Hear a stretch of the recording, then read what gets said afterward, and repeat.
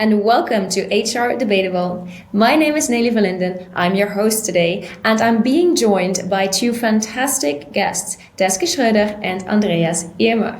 Hi Teske, hi Andreas. Hello. Hi. Teske, perhaps you can introduce yourself in a few words. Well, I'm Teske Schröder, working in the HR field for almost 15 years. Now working as HR director for Planon, international software company. I think that's me in short. Thank you. Andreas, perhaps you can also briefly introduce yourself. Of course, nice to meet you. Andreas Irmer. I'm at Cegid, heading the HR function for Cegid's international activities. Cegid is a French software editor in the SaaS industry and currently employs 4,500 employees worldwide. Thank you very much, both of you. Now, before we get started, let me quickly explain what we are going to do. In HR Debatable, as the name suggests, we debate about various HR and world of work related statements. I will read the statement, give a bit of context, and then Teske and Andreas, you both choose a position by saying either I vote yes or I vote no. Of course, you then get the opportunity to defend your position so that we can have an actual debate.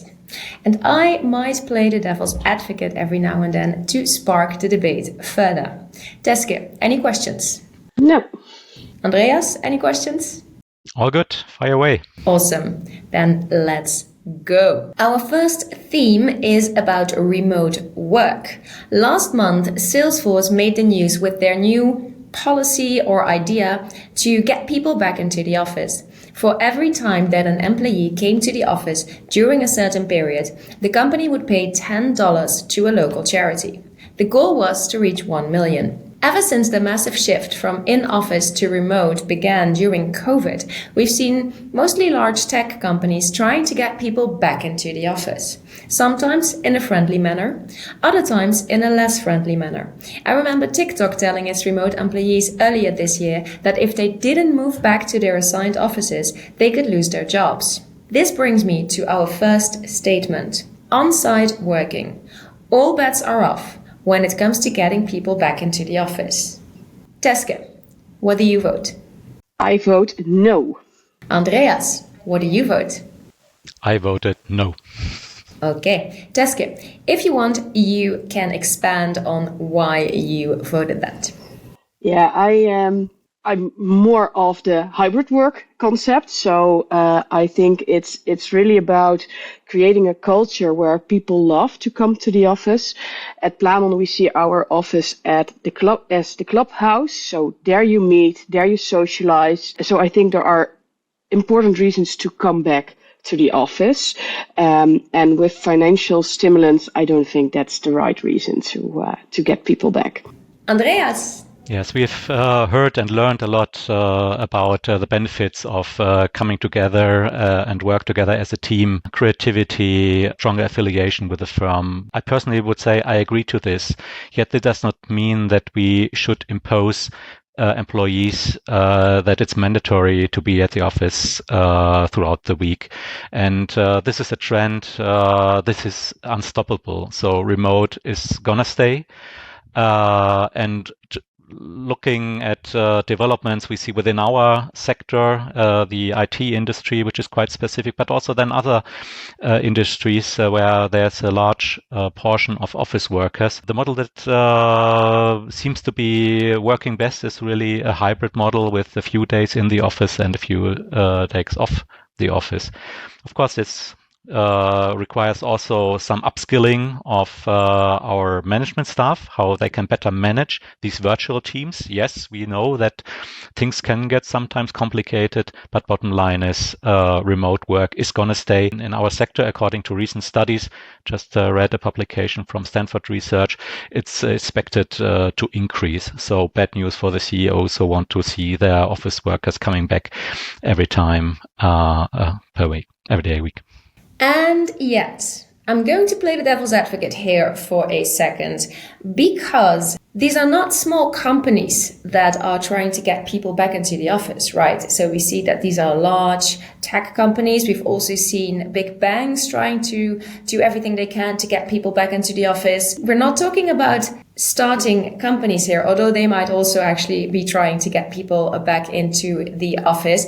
So we can, of course, think that hybrid is the way to go, but I imagine there are a lot of smart people in these large organizations that have been thinking about this and decided that trying to get people back into the office, no matter what, so to speak, is the way to go. Now, why is that, do we think? Teske, do you have any thoughts on that? Well, of course, there's a financial reason behind it. They are paying for their offices and real estate and for all the workplaces they have in the office. They will definitely also pay for some home office equipment as well. So yeah, there's a lot of investment going on. I think definitely one reason. I can also imagine that they think about the mental health of their employees, so that it's not only being in your dinner room or sitting at the dinner table and do your work there, so that you have that balance. So I think, yeah, there are different perspectives why they think about it, but it's black and white what they are doing. I think there's also something in the middle, what I believe in. Andreas, do you want to add something? Of course, with pleasure. And since I've been to a large US American corporate investment bank, and since you were referring to banks, I have a lot of experience that just came up in my mind when you were mentioning these banks and these large corporations. It is true that not only banks, but specifically these corporate and investment banks, they have a very strong culture, which is built on proximity, people gathering, being very close. It's a highly dynamic, super reactive, high-speed way of how they're conducting business. And yes, you can carry it out much better. I have no doubt about it. My point is only we cannot ignore the realities. And yes, I also understand the concerns about data protection. In some industries, it's really a big issue. You cannot just have your data, displayed on screens that are less or outside your control. So this is something specific for some industries. But ultimately, maybe the analogy is completely wrong, but I'm a father of kids, and there have been moments where I just had to realize you need to adapt to situations. You cannot always impose everything. And I also had to learn that sometimes it's better to just embrace things, that it's better not to fight and put pressure on it. Last sentence, if I'm allowed, is also, we are talking here about office workers, knowledge workers, smart people. I believe, Nela, you even said, it's according to the research that I've seen, that it's specifically in the banking industry where most of the people still are staying at home, which is completely opposite to what some CEOs have been telling us through the press and also to their employees directly. I believe the risk is super high that these people just go where they are still offered this. And I must say, representing an employer here, that's where I see a competitive advantage against those firms that just ignore these realities or still try to get back to the times where it was possible. And yet, as the devil's advocate that I am, I do feel sometimes that this whole remote, not remote, hybrid discussion, what we forget or don't talk about as much is the fact that there are also quite a lot of people that actually like to come to the office or to their place of work.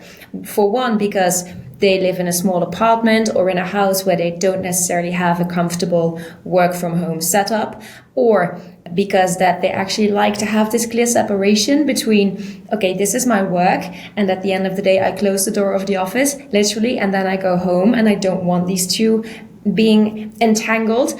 Or the third one as well, and I think Teske mentioned this briefly earlier, the fact that it can also be a bit lonely to work from home a lot of the time. What are your thoughts on that? Teske, I'll start with you again. Yeah, I think thinking about the mental health of our staff is one of the most important things you can do as an employer. And so at Blamond, we have a healthy hybrid work concept, and mental health is the main topic in our policies, and we also trained our management in especially during COVID times. Please check in with your employees, especially the ones, for example, with also children at home which they needed to homeschool, or the people who are really alone. How are they feeling? How do they interact at the moment? What can we organize to interact within the situation we are in? And those lessons learned from COVID period really helped us in making these policies for the new now. And I totally agreed with what Andreas already mentioned earlier. I think change is the only constant factor we have in life. So we need to keep adapting towards these new standards. Andreas, anything to add? Yeah, just about this point. I still remember in the early days when people were working remotely, how many people in management were scared, we will get less productivity, we will get less performance, people will just hang around being lazy. What has happened? I must say we've all, or those people have all been proven wrong. Yes, there might have been some edge cases, people who tried to, find a nice corner, but actually aren't those also the people who would find a nice corner they could hang around a little bit, even if they were requested to go to work. So I would say my personal view is no, remote working does not necessarily lead to less productivity, not at all, on the contrary. And that's exactly where I would say we should also be not ignorant about the fact that people run a risk of exploiting themselves too much. And this is something where I would say this has not been debated as much as I would have liked, that we have been observing due to the fact that you could carry on your office wherever you went. When you get emails 4 a.m. in the morning and 10 p.m. in the evening, and then over weekends people have been busy and working. So I would say, and I try another analogy, which might also be terribly wrong, but for me it's there was this soccer game, you see the chalk white lines. I would say what has changed today, post-COVID, is just the game has become bigger. Yet I believe employers, they really now need to think about what are the rules they need to add to this bigger playing field, that employees can still enjoy the benefit of this flexibility, but this also has got its limits, because I do not want my employees that they still sit at their desks at 11 p.m. and then they do not get the rest. So that's actually something where I would really like to see also more that more standards are being published, that more is being communicated about this. I would rather say there's a lot that has been said on people who abuse remote work, but not enough about how we protect employees from over-exploiting themselves, and then we get all these negative aspects. That's one of the reasons why we say that work from anywhere is not a standard within our company, because we want to protect our people. So we really have some regulations to make sure that people, when they are on vacation, that they are really on vacation and that they find their rest, instead of also combine that again with work. So I totally agree with you, Andreas, that it's also up to employers to come up with some guidelines there. Yeah, and although that, Andreas, obviously I'm enjoying this devil's advocate role here, but although that might actually be an argument in favor of those who want people to come back to the office, right? Because yes, you can create more rules and regulations to make sure that people don't work when they should be enjoying their time off. But if people just come to the office and stay there during office hours, for instance, from 9 to 5, then you will not have that issue of people working in the weekends or people working late, or at least you will probably have that issue less. Yeah. Thank you so much, both of you, for this initial debate. I enjoyed that a lot.